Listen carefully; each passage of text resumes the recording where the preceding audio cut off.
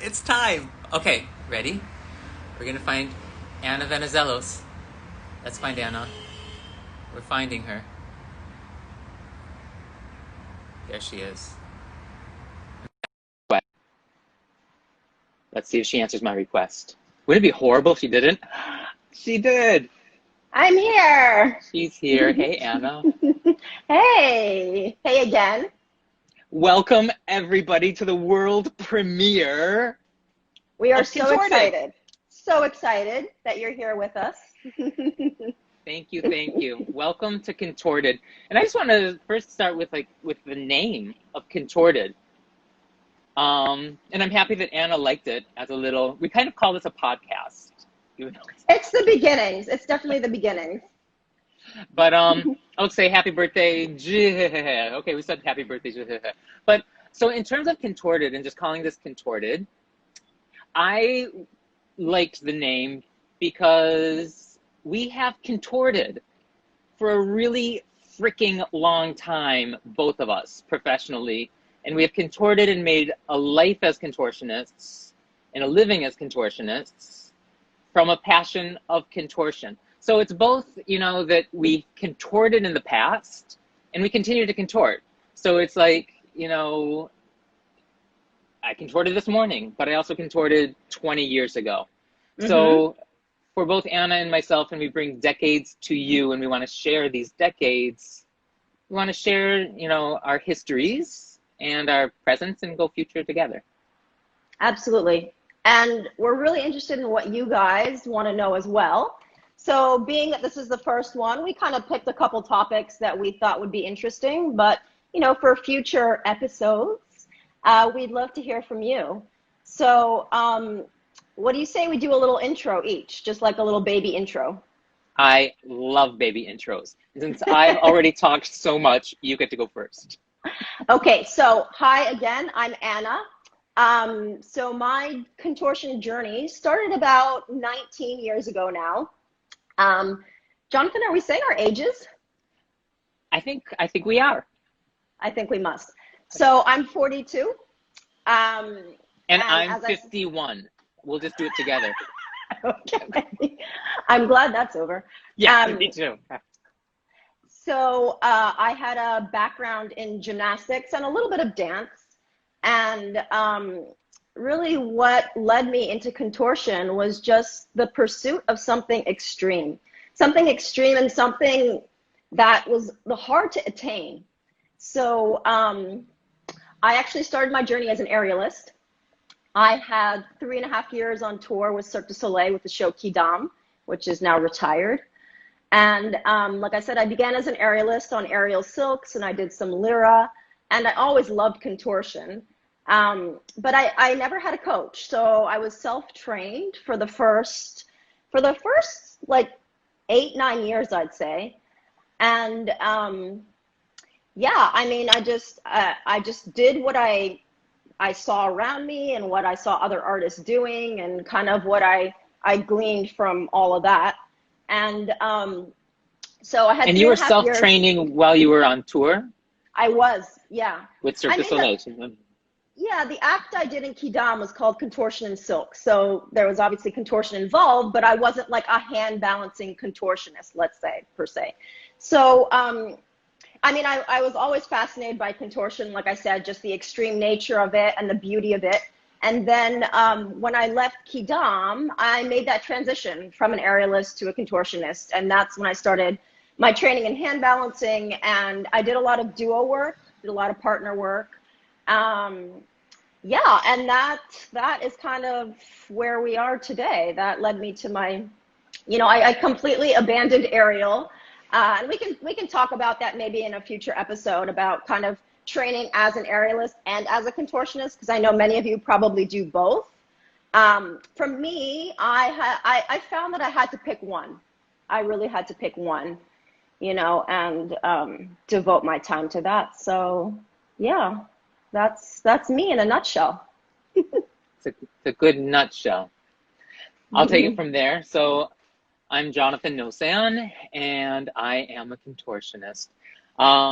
which is something that I really didn't call myself for a number of years. And I didn't feel that, like, even as I was like working as a contortionist, it took me a long time to kind of claim myself as a contortionist. And that can also be a future talk. But I came into contortion as a academic. So I was on a Fulbright track in Japan working on a PhD. I had always done juggling and magic. That was my thing in junior high and high school. That was my jam, juggling and magic. And Japanese studies was my degree at Berkeley. And then I did a Fulbright in Japan for a few years. And during the Fulbright, I was doing juggling and magic shows around the world, around the country in Japan. And then I saw Cirque du Soleil, Saltimbanco, in Tokyo in 1994. And that was it. It was just like, you know, it was like huge epiphany in the tent. There was just like no question. It was like PhD can totally wait until my 40s. I was 23, 24, 23. And I just had to do this, whatever that was of Cirque of that time. I'd never done dance. I had never done gymnastics. I had done like bad yoga out of Light on Yoga, you know, which is a great book, but bad to do on your own. But there I was, like out in the mountains doing bad yoga. But I saw Cirque, and that's what I had to do. So I met one of the artists. He told me what to study. He said, go to London and study with Philippe Bollier and do theater. So I did. So I spent a year in London, and then I started at Circus Space in London, learning how to do a forward roll, a cartwheel for a year from 23 to 24, a handstand, which was impossible. But I loved contortion. Like from the get-go, it was like the contortionists were the beauty. I started in aerial, doing trapeze and all of that. But the beauty of contortion was always the thing that I really loved. Simplicity and the pureness, just as a pure art form that you needed no rigging, you needed nothing but your body, nothing but the body. Yeah, you can have a table. Yeah, you can have a mouthpiece. Yeah, you can have whatever. But really, when it's nothing, to me, is the most beautiful. Just that pure simplicity of extreme strength and extreme flexibility. So there I was, 23, this guy in London, now studying theater. And then I met Gypsy Schneider, who's passing through town, who's now, you know, Seven Fingers creator. She told me to go study in San Francisco with Lu Yi. I did 3 years. He told me it would take. I said, okay. And it was a thing. And I think that everybody really needs to be conscious of that also is, you know, I was 24. This was 1996. It's a different time, of course, you know, but regardless, you know, he told me it's going to take 3 years for you to get from here to a contortionist. And I was like, and I said, okay, I'll give you 3 years, you know, so I did. And then 98 came along, and then I moved to San Francisco, to New York, and it's been a decade or so of contorting. So I have contorted.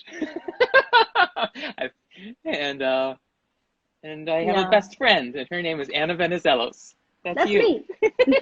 Look up like we're looking at each other. Okay. So that's who we are. Shall we talk about how we met? Let's. I love this story. You tell it. Oh, it's such a good story. I was telling my husband last night again.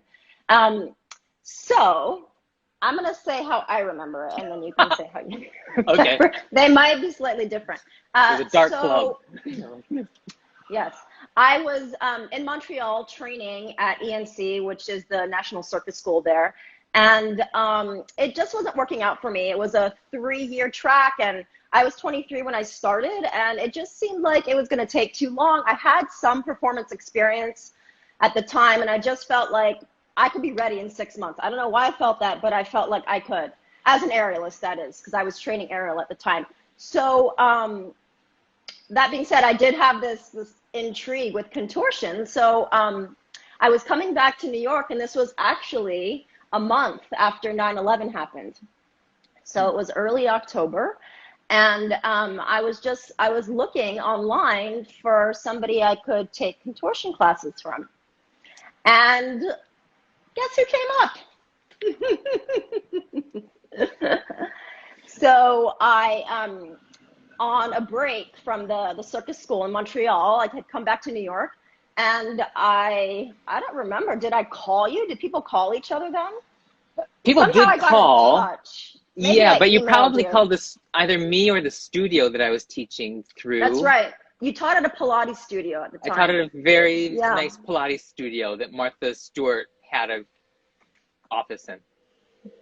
So I called the Pilates studio and I booked a session with Jonathan. So that was initially how we met, right? And then, so that was 2001. I ended up going on tour, I think, soon thereafter, like maybe 2003, end of 2003. So we met that one time. And I don't know if we had any other dealings until after my Cirque years. I don't think so. I think you had like one class with me and you were like, this is freaking nuts. I was like, like this guy is crazy. Holy. Wow. That's a lot of energy there. No, but I was intrigued. I was intrigued for sure. So I went on tour with Cirque. I did the whole Cirque thing. And then when I came back to New York, I was actually recovering from some pretty bad injuries. So that took me about almost a year, but I think I did get in touch with you, and Jonathan can talk about this, but he had an amazing company, Acrobac. So I knew about that, and I think I sent him my reel, like on videotape, which I found in his storage. Because I'm a hoarder. And then you hired me. You hired me a couple of times, and obviously the relationship seemed to work out. And then I was thinking, when was the pivotal moment that we decided we were friends? And I think it was when we did that wedding in Boston. Remember? At the Beehive? Yes. Yeah. Yes. I think that's when we fell in love. I think that's when we fell in love. Yeah. We did this wedding in Boston. Go ahead.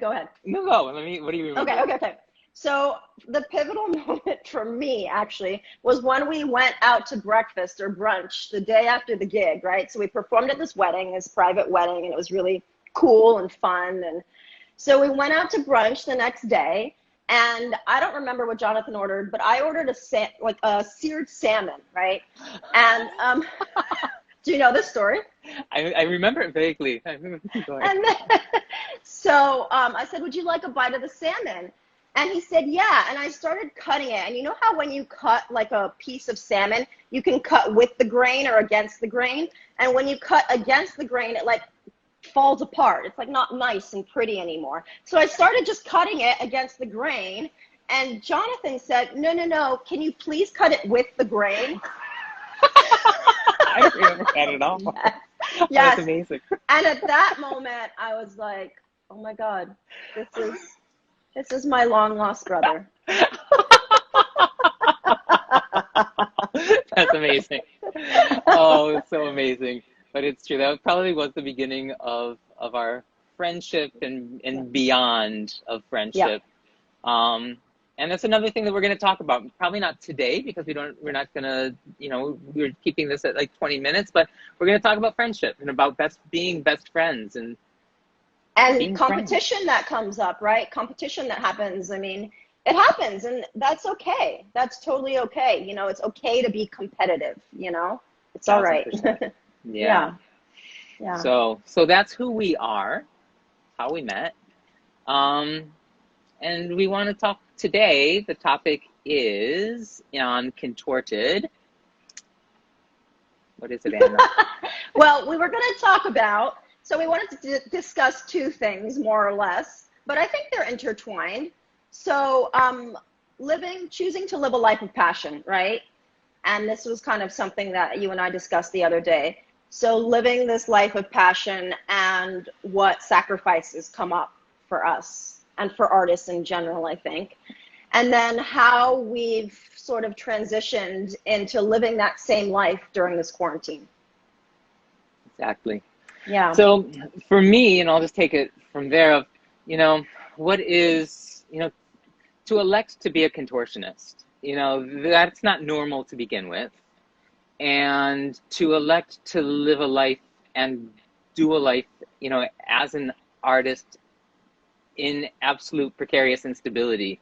Mm-hmm. I think that, it's kind of, for me speaking, and I don't know about Anna, but it's lended myself sort of relatively well prepared for where we are now in Corona land, that I've essentially always lived in instability, and as an artist and as a freelance artist and as an artist that's never depended really on, there's the occasional gigs and there's the occasional tours and there's the occasional, months or years when you have regular work, but you always know that sooner or later that's going to stop. You know, so sooner or later the contract's going to end. I was on Broadway with Twyla Tharp. 2-year project, Twyla Tharp. 2-year project, musical with Bob Dylan.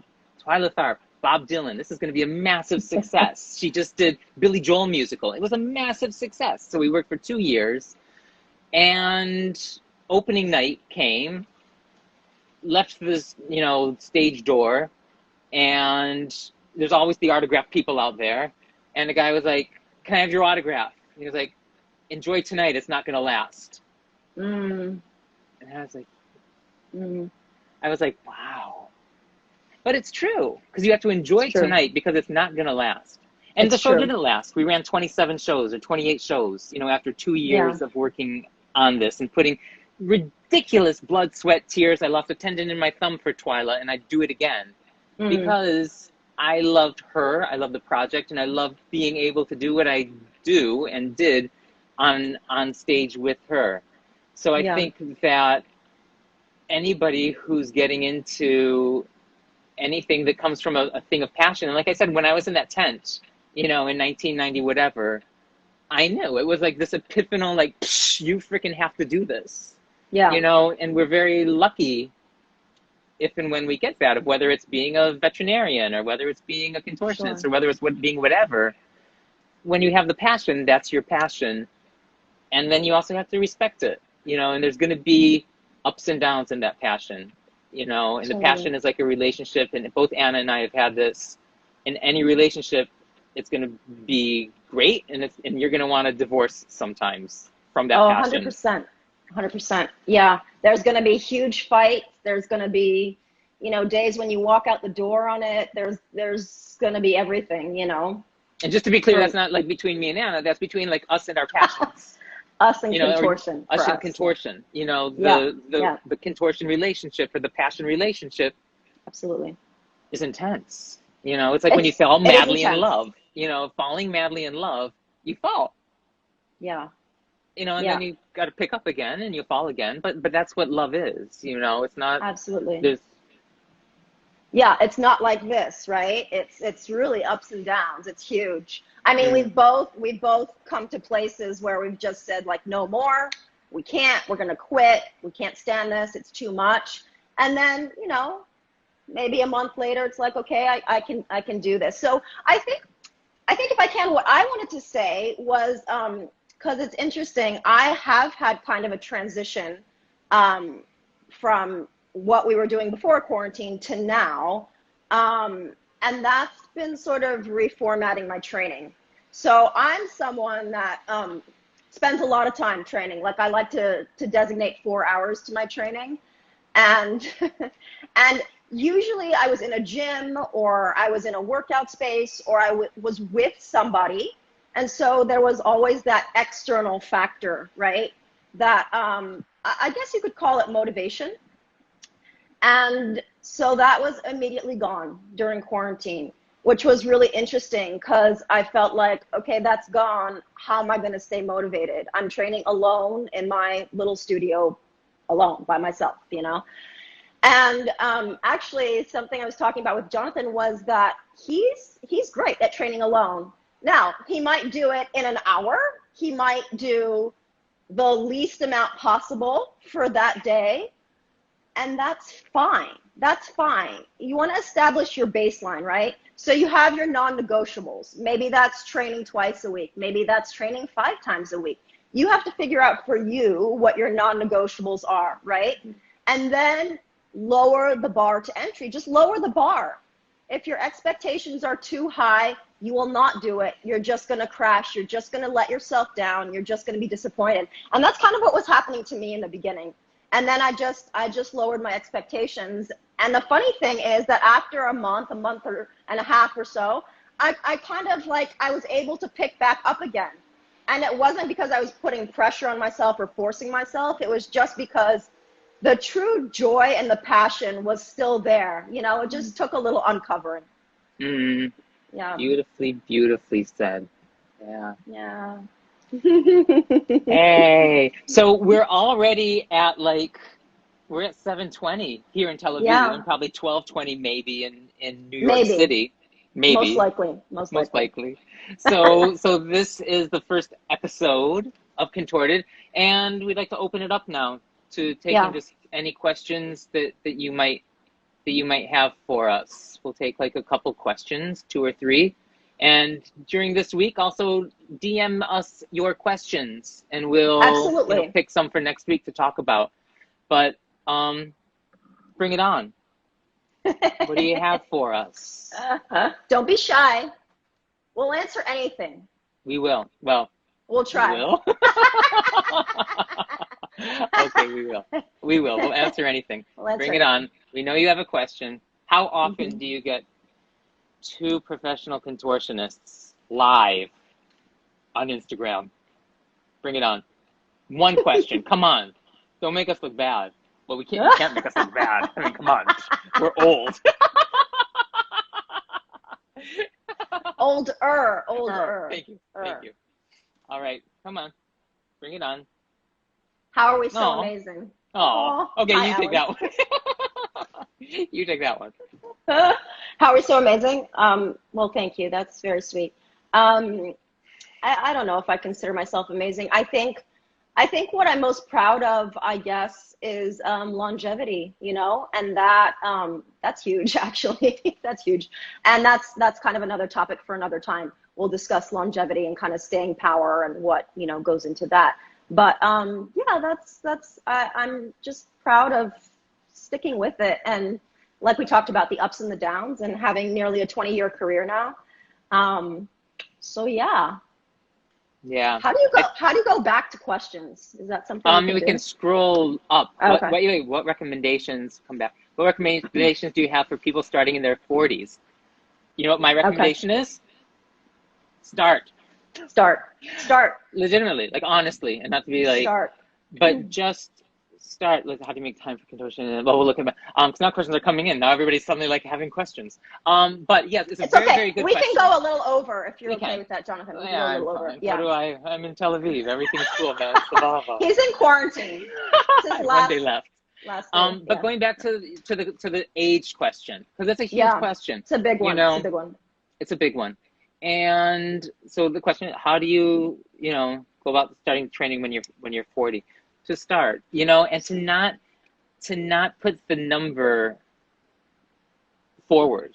I've trained so many people. I started, and no, not that 23 is 40, but I did start, with zero background, and I've trained so many people, in their 30s, Absolutely. 40s, 50s, Totally. Yeah. and just embracing it. So that's, I know. And not judging yourself, like I said, the most important thing is lower the bar to entry. So Not much. high expectations, and consistency. Okay, let's be honest. There has to be a level of consistency, and you have to determine what's right for you, right? So you pick how many days you think is right for you, even if it's just half an hour. Today I'm going to work on my splits. The next day I'm going to work on my back bends, whatever. Make a reasonable schedule, an attainable schedule, so you can have those small wins, so to speak, and that will keep you coming back for more. That'll keep you coming back for more. Right. Yeah. And Frankie, who has just made a note, one of the reasons that we have longevity is because we practice the right way, which is exactly what he wrote. Right. Which is really about committing to technique, and taking, in Jewish spirituality and Chassidut, there's this whole thing of the long short way or the short long way. Yeah. You need to take the short long way or the long short way. Either way, it's a long way. But you have to accept that it's gonna be hard. Yeah. And there's always those anomalies. There's always those little Bulgarian rhythmic gymnasts. But most of us, some of you are Bulgarian and some of you are rhythmic gymnasts, but most of us aren't. There's also the 10-year-old criteria too. 10-year-old Bulgarian rhythmic gymnast. I don't think there are any of those here, but if there are, hi. So let's take one more. Okay, so how do you make time for contortion training and other types of training? That's good. Do you like that question? I like that one.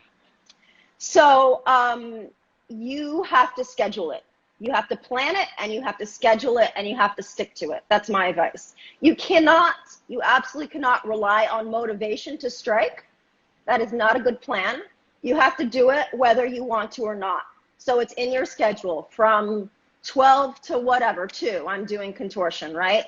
Or if you are lucky enough to have a full-time job right now, do it after work. Just say, I'm committing to doing half an hour after work, and just schedule it like you would anything else. It's important because, motivation strikes very rarely, unfortunately. So make it a habit. When it's a habit, you don't have to think about it. You just do it. You just do it. Absolutely. And the other thing that I'll just add to that is set a timer. Set a timer. That's great. That's so good. Because it can be so easy. And I mean, I know that none of us rarely are able or capable of doing it. Turn off your phone.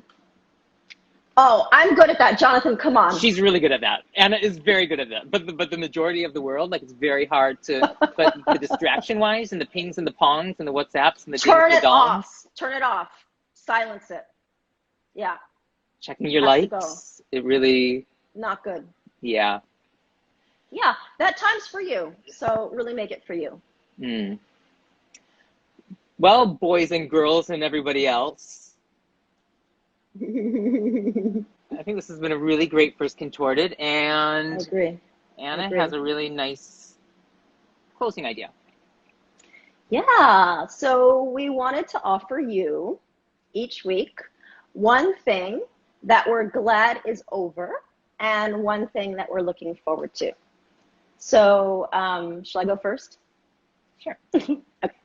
So I am very technically challenged. So this week was a huge learning experience for me. I made my first 40-minute iMovie, which was hard. It was really hard. Did all the editing myself, and it was probably a 48-hour project, like straight through.